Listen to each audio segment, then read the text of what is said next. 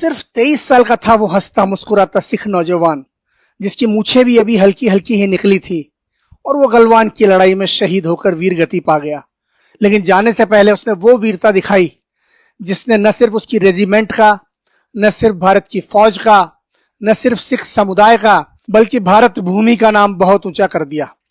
वो था गुरतेज सिंह, जिसने गलवान की लड़ाई में एक नहीं दो नहीं बल्कि पूरे 1 दर्जन चीनियों को मौत के घाट उतारा। वो भी तब जब 4-4 चीनी सैनिकों ने उसे पकड़ा हुआ था।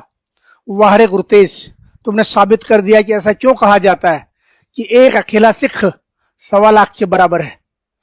आज जब मैं शहीद गुरतेज सिंह की बहादुरी और शहादत की बात याद कर रहा हूं तो मेरी आंखों में गर्व के आंसू हैं। शहीद का वीडियो है दोस्तों, पूरा देखना और अपनी आंखों में बसा लेना। दोस्तों, ये कहानी उन चंद कहानियों में से एक है जो सीमा पर तैनात हमारी फौजों से हम तक पहुंची है। ये सरकारी जरियों से नहीं आई है, बल्कि खुद हमारे वीर जवानों ने इस बेमिसाल शहीद की कहानी एक पत्रकार सुबीर भौमिक तक पहुंचाई। हम उन्हीं के हवाले से ये कहानी बयान कर रहे हैं। गलवान में 15 जून की शाम की घटना तो आपको पता ही है कि किस तरह से हमारे 20 जवानों को चीनी फौज ने धोखे से शहीद कर दिया। कुछ सीधे हमले में शहीद हुए तो कुछ नदी में गिर जाने की वजह से, और उसके बाद हमारी फौज को तुरंत जवाबी हमला करना था। हालांकि उसके पास तैयारी करने या हथियारों की व्यवस्था करने के लिए ज्यादा वक्त नहीं था, लेकिन बिहार रेजिमेंट के साथ साथ 3rd पंजाब की घातक प्लाटून को भी देश की सेवा में बहादुरी दिखाने का मौका मिला। इस प्लाटून का नाम ही घातक प्लाटून है और उसने दिखा दिया कि उसका यह नाम क्यों है। यह प्लाटून बिहार रेजिमेंट की मदद के लिए पहुंची और उसने चीनियों पर वो कहर बर्पा किया कि गलवान की लड़ाई को चीनी फौज सपने में भी नहीं भूल पाएगी। और इस लड़ाई में जो जवान असाधारण वीरता दिखाकर शहीद हुए, उनमें से एक था गुरतेज सिंह।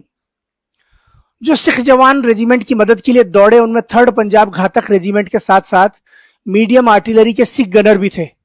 इन लोगों के पास सिर्फ अपनी किरपानें, लाठियां, सरिये और तेज चाकू थे, कोई बड़ा हथियार नहीं। लेकिन वे वीरता के जोश में इतने मदहोश थे कि उन्हें छोटे या बड़े हथियार की कोई परवाह नहीं थी। सब के सब बोले सो निहाल, सत श्री अकाल का नारा लगाते हुए चीनियों पर टूट पड़े। एक तरफ उनकी दहाड़ और दूसरी तरफ उनकी वीरता देखते ही बनती थी। गुरतेज के साथी जवान बताते हैं कि 4 चीनी सैनिकों ने गुरतेज पर हमला किया। उन्होंने उसे चारों तरफ से घेर लिया और उसे मारने बढ़े ही थे कि इस वीर ने बोले सो निहाल का गगन भेदी नारा लगाया और उनमें से 2 को बुरी तरह झटक कर उनकी पकड़ से बाहर निकल गया। और इसके बाद उसने जो किया वो गुरु के आशीर्वाद वाला कोई खालसा ही कर सकता है। गुरतेज ने चारों पर हमला किया और 2-2 को घसीटकर पहाड़ी के मुहाने पर ले आया और नीचे ढकेल दिया। चारों के चारों मारे गए।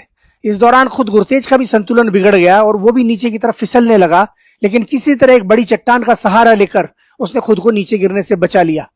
4 चीनियों को नरक के हवाले करने के बाद भी गुरतेज की दिलेरी देखिए कि वो कुछ और चीनियों पर भूखे शेर की तरह टूट पड़ा। अपनी किरपान से एक चीनी का गला रेतने के बाद गुरतेज ने उसका बड़ा हथियार छीन लिया और 7 दूसरे चीनियों को मार गिराया। इसी दौरान एक चीनी ने उसकी पीठ में तलवार घोंप दी। भारत मां के उस महान सपूत की वीरता को प्रणाम कीजिए कि वो पीछे की तरफ मुड़ा और अपने हमलावर को भी किरपान से मार गिराया।